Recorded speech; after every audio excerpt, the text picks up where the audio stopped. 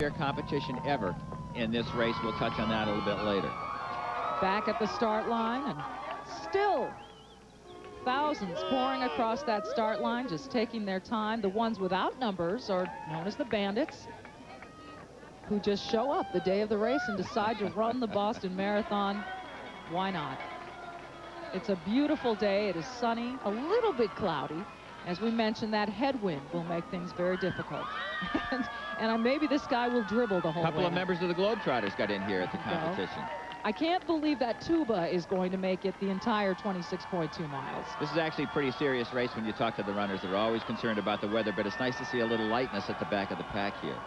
And that is the last of the group, the back part of the entire field of runners coming in. Yeah, you can see only a few bib numbers left on these runners. Just a few mixed in. Most of these people are the bandits. And there is our...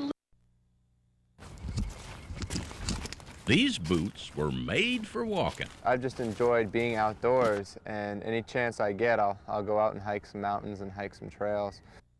But rarely does Scott Rimm-Hewitt hike alone. You see, his companion is his tuba.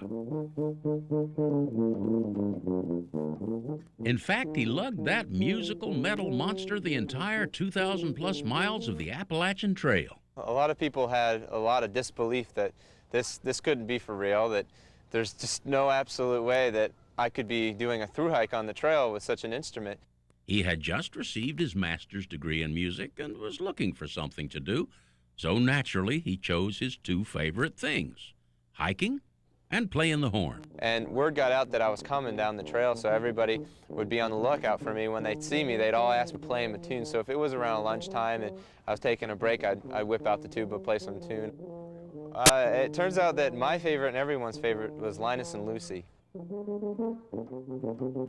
At rest stops all along the trail from Maine to Georgia, he would play his tuba and was often asked, why not something smaller like a harmonica or piccolo? The reality is that this is the instrument I play and I love so much that it means that much that I wanted to carry it the distance.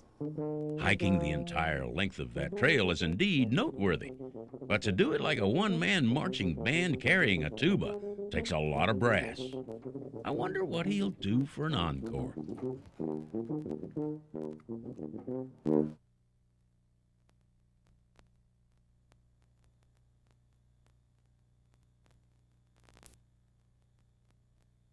This was September 20th, year 2000. We woke up in the bake oven shelter. It was a cold, wet depression after a rainy night, and we decided to hike 20 miles that day. Or was it 26? Because we had to catch up because we decided not to hike the 10 the other day before. We were going to do 10 and then 16.